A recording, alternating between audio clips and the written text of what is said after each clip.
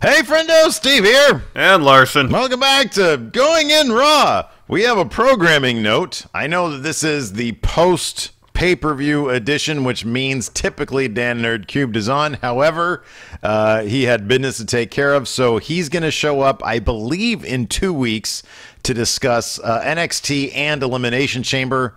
And he's inviting a very special guest. We'll see if they show up. We're not going to announce anything right now. We'll see if it happens, but if it does, it'll be very exciting. Yeah, it definitely will. I have to turn you up a little bit. You told me to turn you down. I have to turn you up now.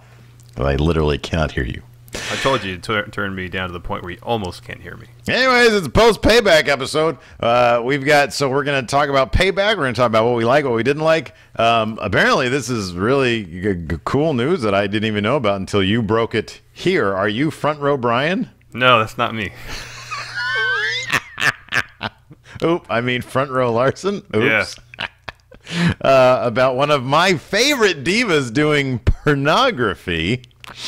And in the gorilla position, we're going to talk worst gimmick matches with the Elimination Chamber coming up. Yeah. And of course, this is all preface, all prelude to KAYFABE Corner. I'm kind of nervous this week about my name selections. I'm giving you a big opportunity, and I'm going to introduce bonus point opportunity with a trivia question. We're going to see how much you know about one of my favorite superstars of today. Okay. So we'll find out. But first, hold on. Why are we doing? There's no Raw cap. It's Payback recap. Paycap. Okay, Paycap. There we go. All right. So Payback was last night. I thought that this was going to be sort of more of a fast lane-ish pay-per-view as opposed to a pay-per-view that we kind of like. I wonder one day are they gonna start referring to these things as something that is not pay-per-view, because that's not even correct. Well, I think this was offered on pay-per-view. I know it's offered on pay-per-view, but considering how many people watch it on pay-per-view versus the numbers that probably watch it on the network. What are they calling Elimination Chamber?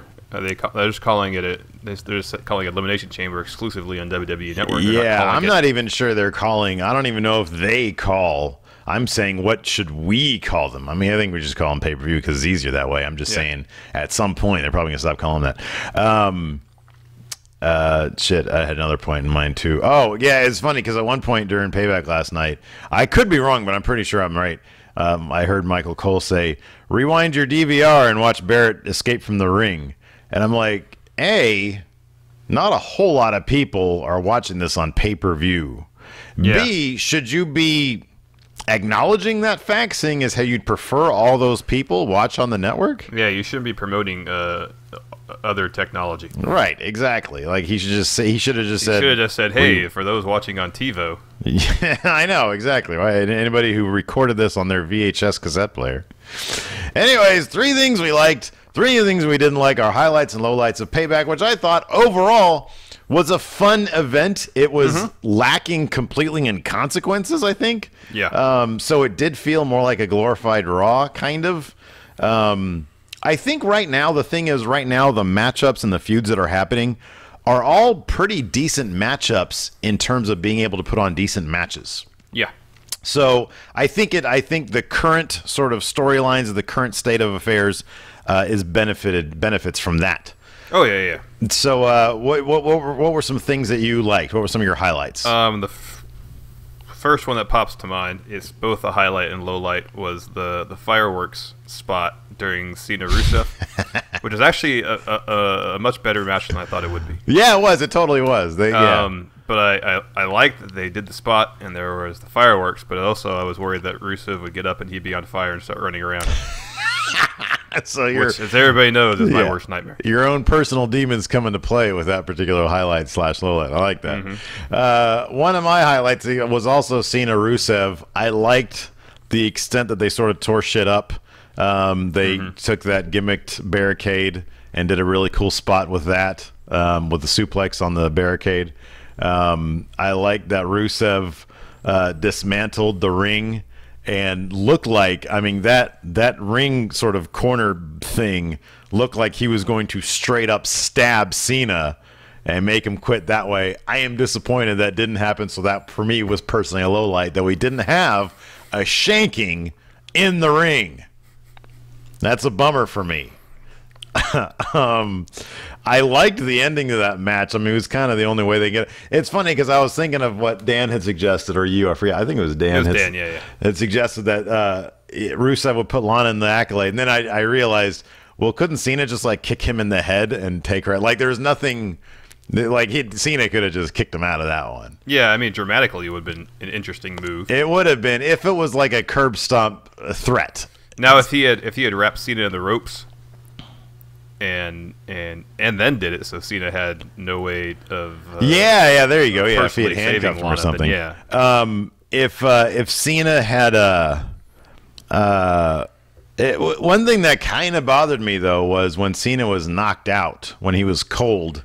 Yeah, that should be an I quit. I know, because in a normal match, it's the same as it is the same. As exactly. But so before the match, they were very clear in saying to win the match, you have to verbally make your opponent say "I quit." Yeah.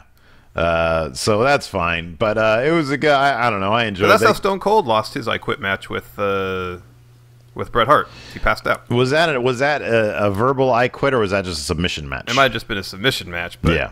It's essentially the same. Was that even? Wait, was there even stipulation there, or he just? Yeah. No, it was either an I quit or a submission match. Oh, okay, all right. Anyways, let's see. Another. Where's my? Hold on. Oh, I had my notes. Hold on. Let me get my notes. Another thing I liked is when Xavier Woods tried to use the Freebird rule. I loved that. He started shouting the Freebird rule. I love that they're acknowledging that. I love that so flippin' much. And then the fact that he went ahead and executed the Freebird rule himself anyways, by getting the pin on Cesaro, I guess, and then saying that it was he pointed at Kofi Kingston and was like, no, he did it. Good job. And Kofi was thoroughly confused. I love the New Day. I loved another highlight, of course, was their post-match promo when they found out that they were going to be in the Elimination Chamber tag match. And Xavier was like, wait, we're all going to be in the same pod? Yeah. Big E just says, we're too big. That was great.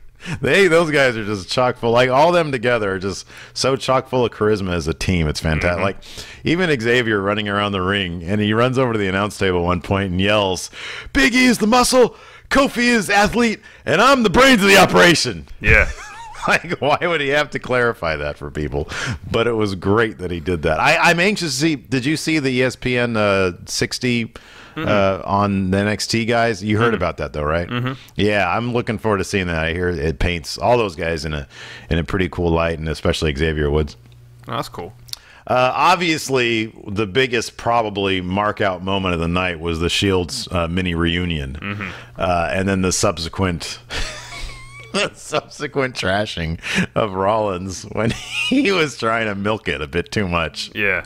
And then was reminded that, he sold those guys out in their faces. He's a heel, et cetera, et cetera. That was by far, obviously, I think everybody agrees, like the biggest moment of the night. I loved that he won the match with a pedigree as well. And everybody bitched that it was he executed it poorly. It was ugly. Only the pedigree is not a pretty move in the first place. No, it's not. It never has been. And if you stumble a bit, it's like polishing a turd. Like, it's still a turd of a move. It's storyline wise a great finish. That he used the pedigree. So I thought that was good. Again, it was sort of a pay-per-view without consequence, but it was fun. Another low light for me was the Ascension. It was a kickoff show. That whole match was awful. It was terrible. I'm kind of bummed out that. I mean, I really like the idea of Sandow and Axelmania sort of being a fun thing together. It kind of like they're not. But my problem is they're not going to go anywhere with it. No, and it was one thing when Axel was doing the Axelmania thing, and where it is now is completely not where it started from. Yeah. I mean, the whole Axelmania thing was he was trying to start a social media campaign. Social mania. To get into the main event at WrestleMania, and that was his hashtag, was Axelmania, because he was never eliminated from the Royal Rumble. Right. And that's just slowly turned into him imitating Hulk Hogan, which in little bits and pieces is really funny. Yeah.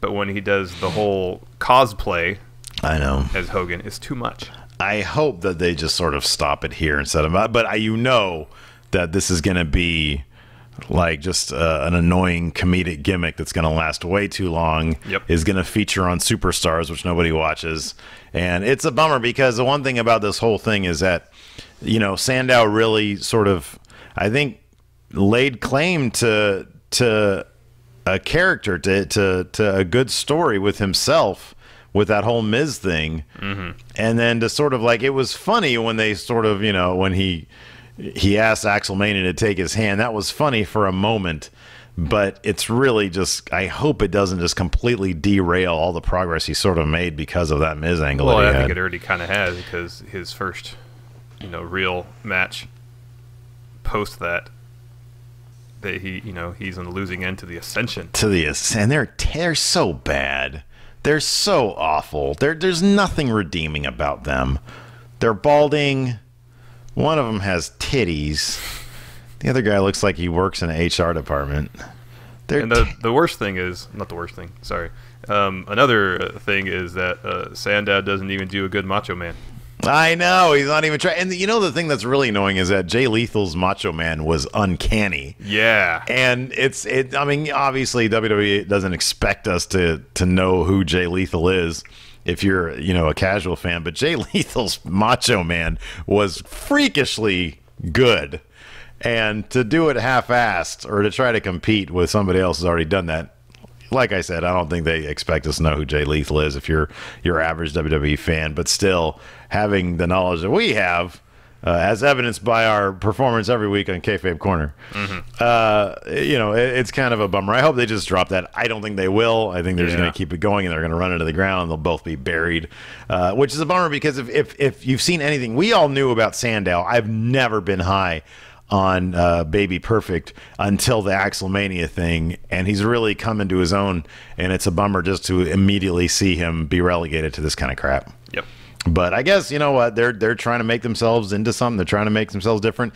You never know. Like the primetime players, I don't think WWE had a lot of confidence in them. They split them up, and now they're back, and they might get a push. You never know. Maybe Sandow and Axelmania might go down the same route. They might be something one day if they just stick to it. Yeah. Another low light for me was Bray Wyatt and Ryback. Why is that? It was a crap match. Ryback bad. sucks. It was physical. I think just inject Ryback in anything for me. I don't know. I think Bray is slumming it with Ryback. It does seem a step down from the Undertaker. It does seem quite a step down from the Undertaker. Yes, it does. Yeah, I don't know. I don't know what bugs me about this. Maybe there's not enough tension, not enough back and forth. I like the idea. I still don't know why they're fighting. I never know why Bray Wyatt fights with anybody. Well, I mean, with Cena, it was clear. What was it with Cena?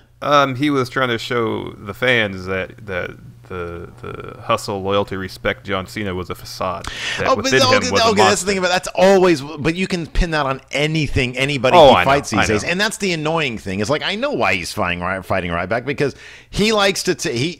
Bray Wyatt is sort of the ultimate guy who wants to expose the business. Apparently, that's his angle. He wants to expose the business because with Ryback, it's the same thing. It's you're what has his shtick been with Ryback so far? It's been kind of you claim to have no fear, but I'm the new face of fear, and you're going to fear me. That's kind of the Ryback thing. Like he's basically calling Ryback one-dimensional and saying that he's going to break him down, which in an abstract way it could be kind of cool, but it just doesn't play well for dramatics. No, like it plays well for a thesis paper.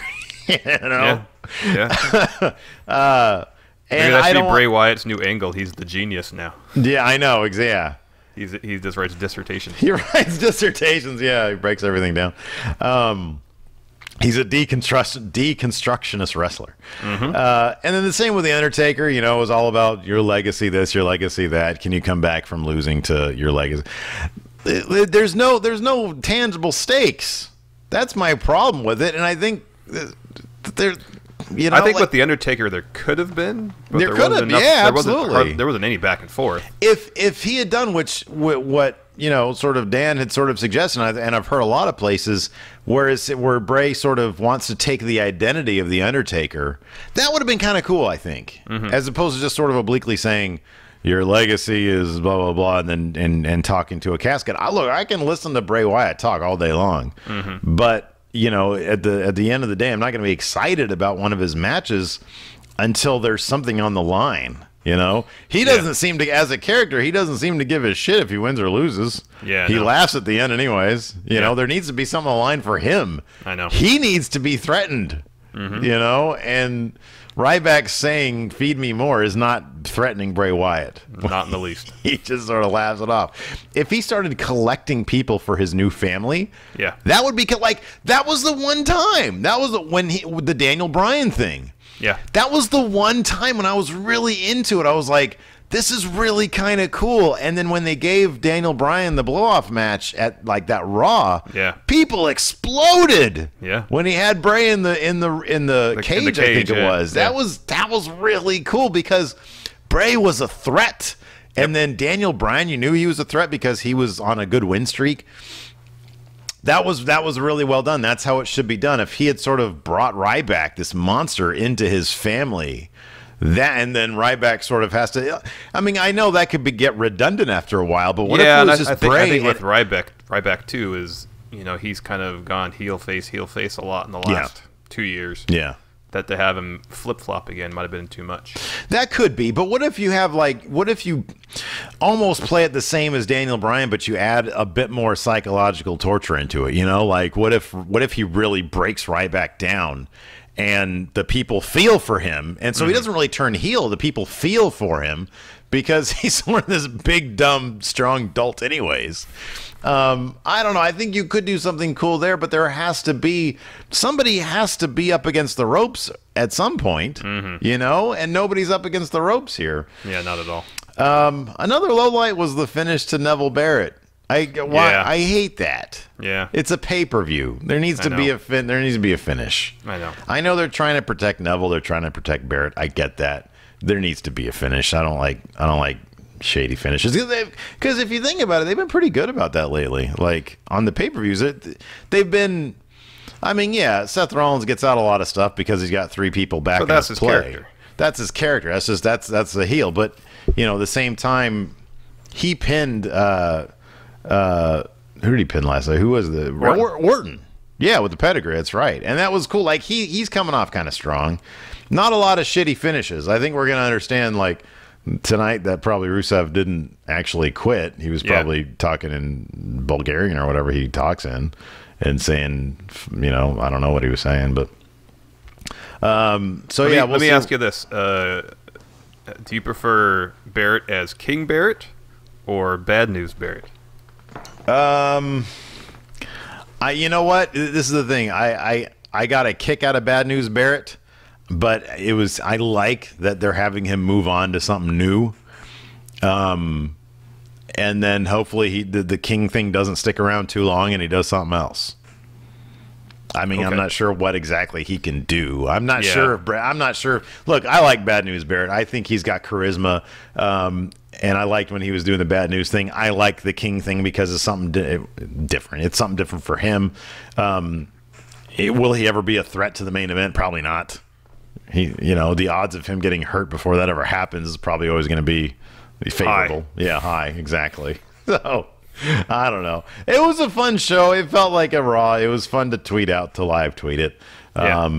And the Shield reunion thing, I think, was worth it. For that was definitely the price of admission was paid with that. Yeah. So, anyways, that's our Payback review. Anything else to add to that? Did you see that picture of Dolph? I did. Get stitches. That was huge. Yeah, that was a big cut. He bled a lot. Yeah, he did. A whole lot. So hopefully he's feeling good. That was a decent match. I'm okay with Sheamus these days. I like Sheamus as a heel. Did you watch his social media thing during the pre-show? Whose? Sheamus? No, I didn't. It was not good. What did he do? Well, they were taking, what they said were fan questions. Oh, and yeah. And I don't know how scripted his answers were versus, how much he was riffing. Yeah. But you think Sheamus is a good guy, like when the curtain behind the curtains? yeah, I feel like he's having a really hard time going full heel. Yeah. And yeah, he still does the whole fella thing and has his. Does he still say fella? Yeah, when he comes out, he has his arms stretched out and still yells fella. Oh, I thought he just yells. I didn't know he literally said fella still. But he shouldn't be doing that since he's a new He character. shouldn't. Like when he walks around with his hands or with his arms out, but his hands open rather than balled in fists. Yeah. Kind of when he does the "Are you not entertained" thing. Yeah. That seems more of a heelish thing. So if he just comes out and just kind of raises his arms up, hands open, doesn't really say anything, just kind of stares out, looks around. I think that'd be more heelish. Than doing the full. I like the "Are you not entertained" thing. I kind of like that. Yeah. I'm fine with that. I don't know. Well, I think they're trying their damnedest. They're going to try to build him to a main event heel guy because they're sort of lacking in that. I think he's sort of on the same level of Barrett. Will he ever actually get there? I don't know. But I'll buy in for the time. It's not going to hurt me to buy into Sheamus once again. Well, let me ask you this: are you going to buy in his new theme song and purchase it from iTunes? No, I can't. I wouldn't recognize it if you played it for me. The other one was great. It was a wonderful, catchy piece of pop music. Oh! The lyrics are profound too. These words are truth, and I something believe. I kind of remember that. And I'll make you believe, maybe? I don't know. It's all bad. Anyways, we got a great news item here from Front Row Larson. Report broken by Front Row Brian. Apparently he's the guy that broke the John Jones hit and run story. So explain to me this. Sonny possibly doing pornography. Where can I buy this? Well, it has not been confirmed yet. Isn't this just her on Skype? No, this is her signing a contract with Vivid Entertainment. Oh, Lordy B. Again, unconfirmed. This is rumor and speculation. Okay. From what I've seen in the Skype screenshots that people have taken, she probably should get into somewhat shape before she does that. Nobody wants to see a heifer doing that. I mean, some people do. I'm just saying if she wants mainstream attention for like China's type of money, China's porn money, which is probably pretty decent, she probably wants to get in shape. Sunny side. I don't know. Is it going to be called Sunny Side Up? I don't know. Sunny Side Up. Oh man, poor Sunny. Skype money ain't enough for her. One day we really need to get her on Skype and just ask her questions. Be like, hold on, put some clothes on. Now we're gonna ask you some questions. And hey, oh my God, we'll do KAYFABE Corner with her. See how many she gets right. There you go. See, that's actually a good idea. There you go, KAYFABE Corner. Oh, that's what we got to do, man. We got to start hitting up some wrestling personalities and get them on KAYFABE Corner. There you go. See if anybody can best my score. I don't know if anybody's ever going to get better than 10 out of 12. Well, maybe you might have a chance today. I'm giving you the opportunity today. Okay. If you don't get it today, you're never going to get it. Okay. Time for the Gorilla Position, where we debate timeless wrestling questions. Yeah. Right. Yes. So with Elimination Chamber coming up, which has a spotty record, I think. There's never been a classic Elimination Chamber match. You said, I haven't seen it yet. The Shield versus the Wyatt family a couple years back was really good. Oh, yeah, okay. Yeah, that's a good one. There you go. We decided to take the worst gimmick matches in wrestling history. Of course, WCW from like 2000, 2001, 1999, 2001 kind of era. Just kind of any WCW. Any WCW gimmick match. Yeah. They had like the Viagra on a pole match. There was a stretch, it might have been from 2000, 2001, where every week on Nitro they had something on a pole match. Something on a pole match. That's just annoying.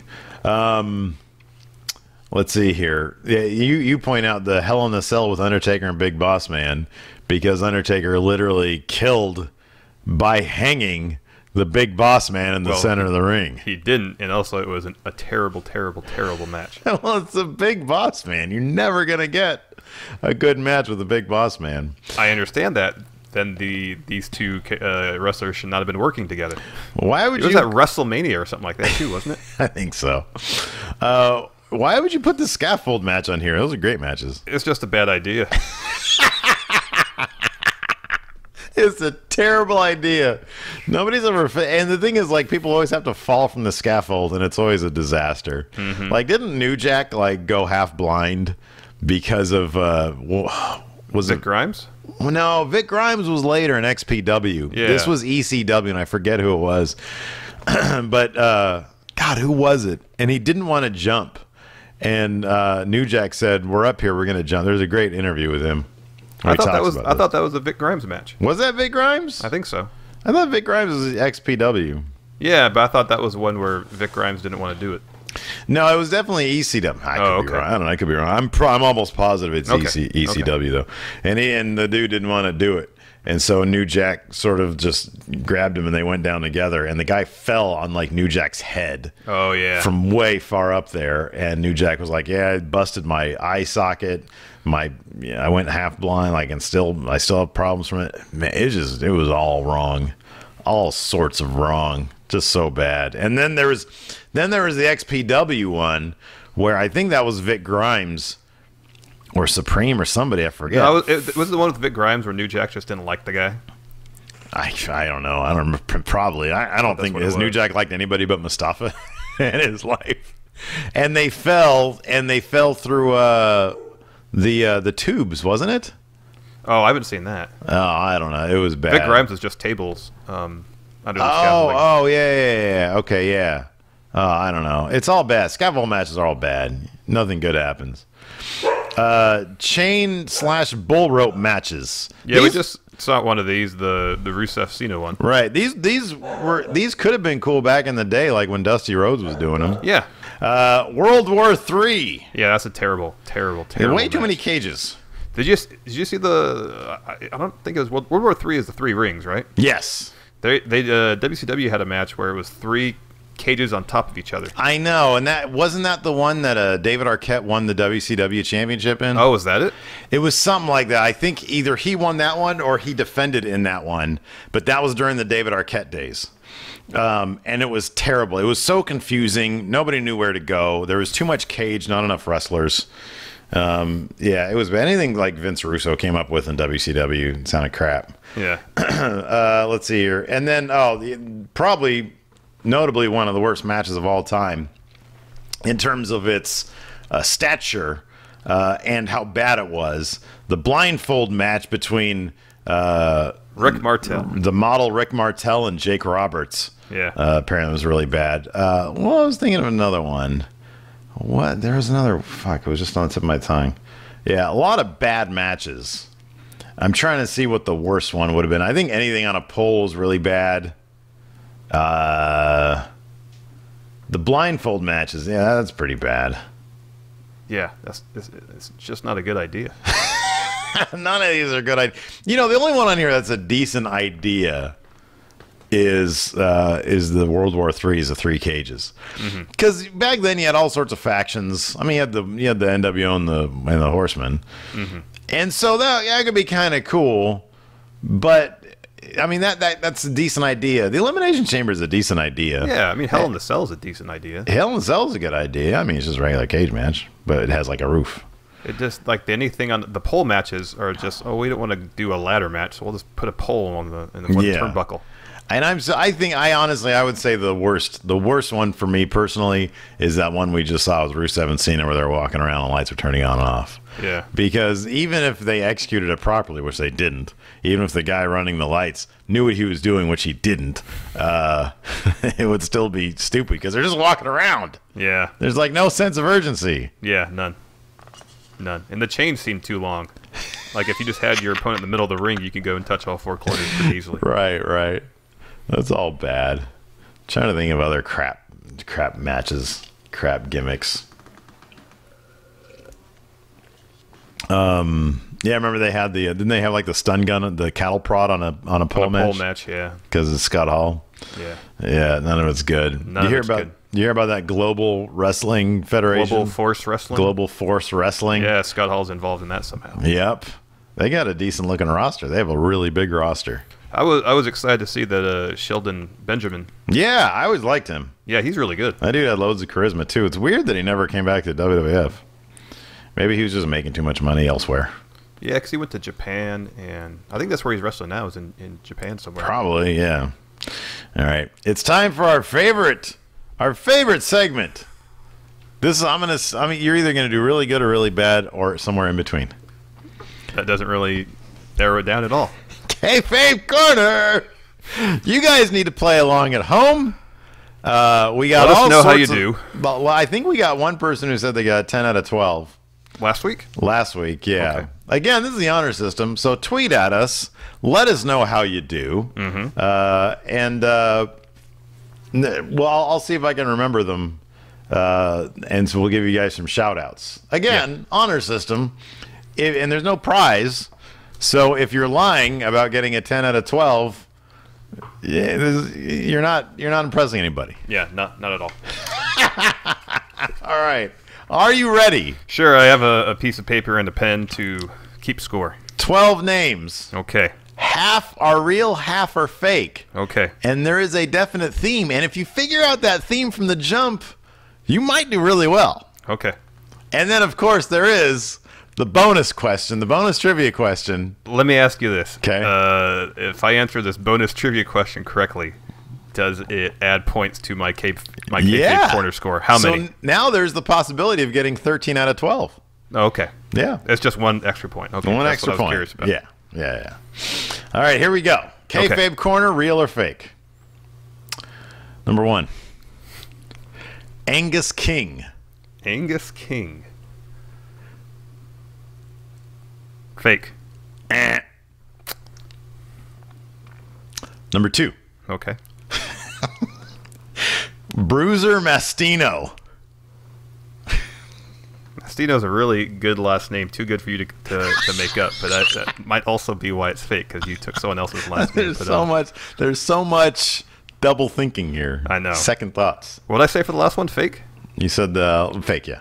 I'll say fake.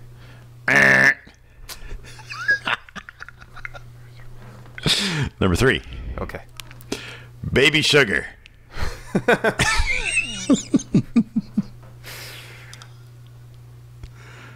So we've had Angus King, Bruiser Mastino, and Baby Sugar. You know what I love about Angus King? Huh. Is that Angus these days can be in fast food industry synonymous with burger. Yeah. It's a Burger King, but it's a real name. Baby Sugar. Real. Damn. Not doing well, my friend. No, I always start out slow, though, except for the time I got 10. Number 4. Sid Powers. Oh, that's fake. Real. Really? Yep. Wow. Number 5. Bubba San Juan.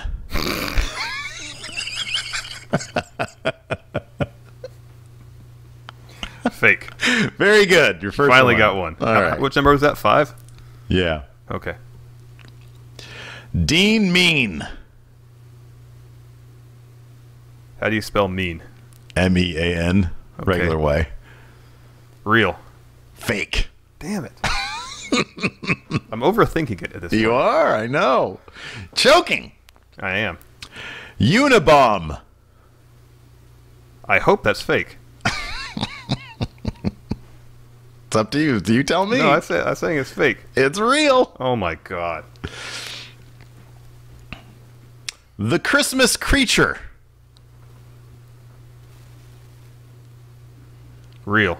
Very good. 3 more. Okay. Coy Roy. How do you spell coy? COY. Fake. Very good. Spartacus.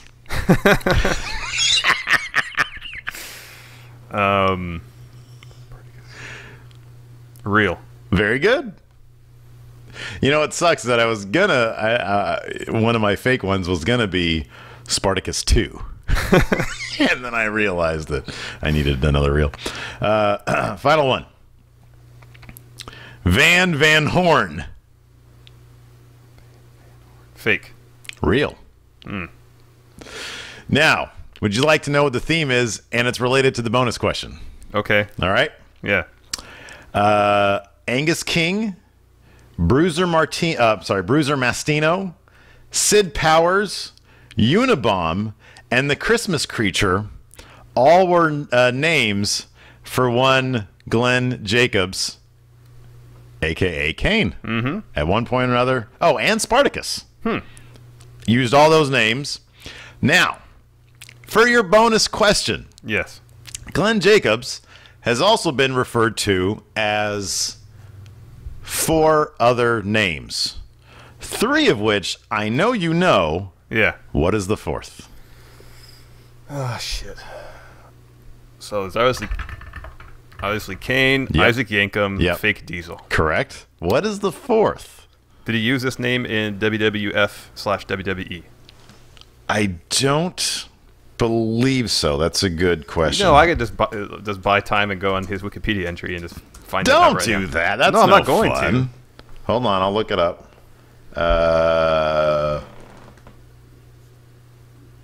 No, I'll give you a hint though. He used it in the USWA. Okay, that helps a lot. I was actually going to use this in the list of words, but it seemed like it was too real.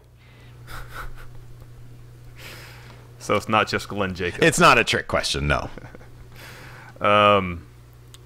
This is whether I know it or not. I'll say.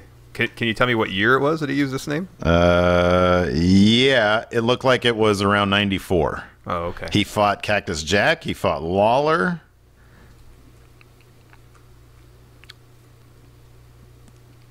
He fought in Puerto Rico as this name. I'll say. Man, I really have no idea. I'll give you a hint because you did so shitty. Okay. One of Superman's biggest nemesises. Nemesis. Was he known as Zod? No. He was known as Doomsday. Oh. Yeah, I would either know that or I wouldn't know that. yeah, I figured. It's not something I could deduce. I didn't know if that was I didn't really look up the backstory of Doomsday if we didn't know. If I had given that to you during KAYFABE Corner, would you have said real or fake? Doomsday? I would have said real. Yeah, okay. All right. 4. That was terrible. That was not your best outing there. No. I was overthinking. They were all Kane. Yeah. They were all Kane. Yeah, I'm not that familiar with the work of Mr. Glenn Neither Jacobs. am I. That's why I looked him up. I was like, what is he like? What did he do before like Diesel? Like, where did he come up? And he was tag team partners with Al Snow as the Miami Vice, Miami Connection, Miami something or another. Glenn Jacobs. Oh wait, no, I could have been wrong about that. Hold on, Al Snow. What were they known as? They were known as. It was in Smoky Mountain, and they were known as. God damn it! What were they known as? Oh, they were known as the Dynamic Duo. Probably not for very long. That was when he was just starting out. Definitely Anyways, when Al Snow was just starting out, too. oh yeah. Al Snow was a hell of a talker even back then, though. I watched a promo with them, and Al Snow was running the mouth pretty well. Huh. Pretty good. Cool. Anyways, let us know what you guys got. Yeah, you'd be hard-pressed to do worse than I did. If you're a huge Kane fan, you might have done pretty well. Yeah. Unabomb. He was actually a Unabomb. Unabomb. That's terrible. That is bad. Really That's bad. awful. Anyways, that's our show for the week. Next week, we'll be back, and then the week after that, we should have Dan and maybe a mystery partner. Yeah. For a very special episode, we're going to discuss all sorts of shit. So hopefully we'll see you guys back here next week. Yep. And we'll talk to you later. Goodbye.